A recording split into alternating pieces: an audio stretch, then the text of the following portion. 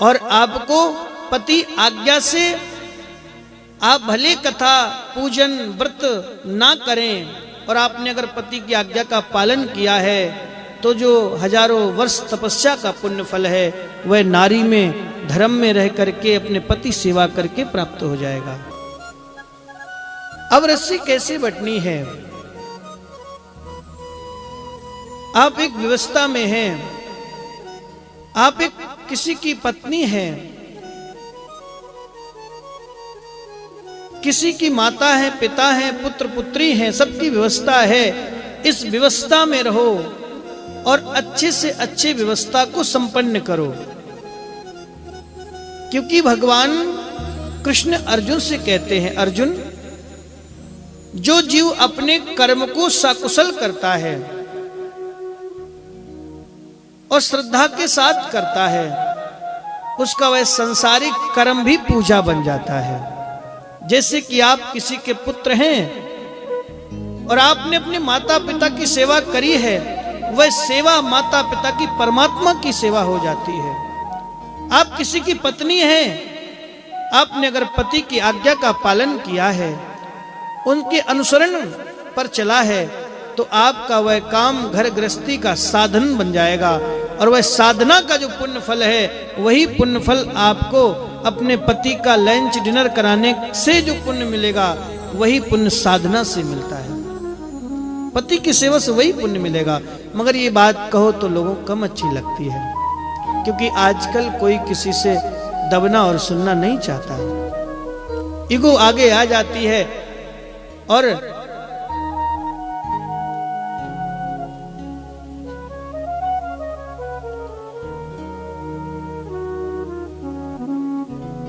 किसी ने मुझे लग रहा है कथा में ही पूछा था, पहले दिन कलश यात्रा में प्रतिष्ठा में, राधा कृष्ण की प्रतिष्ठा में पूछा था। प्रतिष्ठा पीछे हुई तो वहां प्रतिष्ठा में एक माता ने पूछा, वृद्ध माता थी, कि आज भी हमारे समाज में स्त्रियों का सम्मान नहीं है। पंडित जी आप भी कहते हो कि पत्नी को ये करना चाहिए वो करना चाहिए, क्या पति को कुछ नहीं करना चाहिए? मैंने कहा कुछ नहीं करना चाहिए। पति प्रारब्ध से बना है, आप प्रारब्ध से स्त्री बनी हो, वो प्रारब्ध से पुरुष बना है। दोनों का प्रारब्ध अलग है, हम उसको बदल नहीं सकते। ये आपका प्रारब्ध है कि आप स्त्री बनी हो, तो स्त्री धर्म को फॉलो करो, उसको निभाओ। नारी धर्म पति देव न दूजा, नारी का एक ही धर्म है, पति की सेवा और पति की आज्ञा। और उसकी आज्ञा के बिना अगर कोई भी काम करती है, चाहे वो भागवत अनुष्ठान ही क्यों ना हो, बेकार है, भागवत कहती है। पर ये बात बहुत छोटी है, बहुत मायने रखती है, हमें समझना चाहिए। अगर हमारे पति की इच्छा नहीं है व्रत करने की तो नहीं करना चाहिए। शास्त्र में लिखा है जितने भी व्रत होते हैं वो पहले होते हैं। पार्वती ने शादी से पहले विवाह किया। एक भी पुराण में बताओ महाराज जी बैठे, एक पार्वती ने कोई विवाह की कोई व्रत किया हो? विवाह से पहले व्रत किया, पर विवाह के बाद कोई व्रत नहीं किया। एक ही व्रत किया है, शिव की सेवा का व्रत। तो हम स्त्री धर्म में हैं, तो हमारा एक कर्तव्य है कि हमारे जीवन में जो जैसा पति मिला है उसकी हमें सेवा करनी है। जरूरी नहीं है कि हमारे अनुरूप ही सब कुछ मिल जाए, पर जो मिला है बहुत कुछ मिला है और उसमें ही परमात्मा को देखें। जो ऐसा भाव रखते हैं उन्हीं की गृहस्थ में परमात्मा आते हैं। तो ये नारी का धर्म है। और वैसे भी अगर सरल भाषा में समझें तो अपने यहां नारी का कहां अपमान हुआ है? जितना दुलार कृष्ण ने यशोदा मैया को किया है, नंद बाबा को थोड़े किया है। कौशल्या नंदन यशोदा नंदन कहा जाता है। अपने यहां किसी भी देवता का नाम लो तो पहले देवी का नाम स्वतः ही लिया जाता है। सीताराम, राम सीता नहीं कहते, सीताराम कहते हैं। राधे कृष्ण कहते हैं, कृष्ण राधे नहीं कहते। हमारे यहां स्त्रियों का सम्मान होता है, पूजन होता है।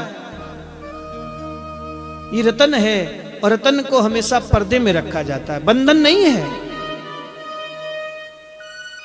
अगर आपके जीवन में पर्दा है वो इसलिए है कि आप मूल्यवान हैं, आपके मूल्य में, आपके सम्मान में क्षति न पहुंचे, इसलिए पर्दा का एक प्रथा है। आप सज समर करके रहें, कोई दिक्कत नहीं है, आपत्ति नहीं है, पर मर्यादित रहें। कभी कभी तो हम लोग जाते हैं ना तीर्थ यात्रा में, ऐसे बेढंग के कपड़े पहन करके आते हैं कि उनका सारा अंग दिखता है।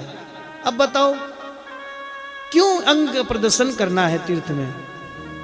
मैं ऐसा नहीं, आप जाके देखा होगा, आपने भी देखा होगा, जाते हैं ऐसे बेढंग कपड़े पहन करके और भीड़ में। उससे क्या होता है जानते हो? जो सही व्यक्ति है, जो भक्त है और भगवान के दर्शन के लिए आया है, कहीं ना कहीं दृष्टि दोष उसका भी बन जाता है, ना चाहते हुए दृष्टि पड़ जाती है और वो दोष बनता है। इसीलिए हम लोगों को अपना सम्मान और अपना मान और उस मान सम्मान के लिए अपनी व्यवस्था स्वयं बनानी पड़ती है। भागवत में आप आगे सुनेंगे, इतना सम्मान है स्त्री का मेरे प्रभु ने किया है, कृष्ण ने किया है। जिनकी भ्रकुटी मात्र घूम जाने से त्रिभुवन कांपते हैं, जो एक बार अगर निगाह घुमा दें तो तीनों लोग कांपने लगते हैं, कहीं प्रलय ना हो जाए। और वो श्याम सुंदर लोटत पलोटत रहते आठों याम, और आठों याम वो श्याम सुंदर श्री राधा रानी के चरणों में लौटते हैं। ये सम्मान है हमारे यहां स्त्रियों का। तो कहने का भाव मात्र यही है कथा में कि हमारे द्वारा ऐसे सहजता में, व्यवहारिक में अपराध ना हो, जिससे हमें बिना इच्छा के पाप मिल जाए। जैसे कि पति की सेवा नारी का धर्म है और वो मना करते हैं आपको ये नहीं करना है, तो आपको सहज उस बात को मान लेना चाहिए।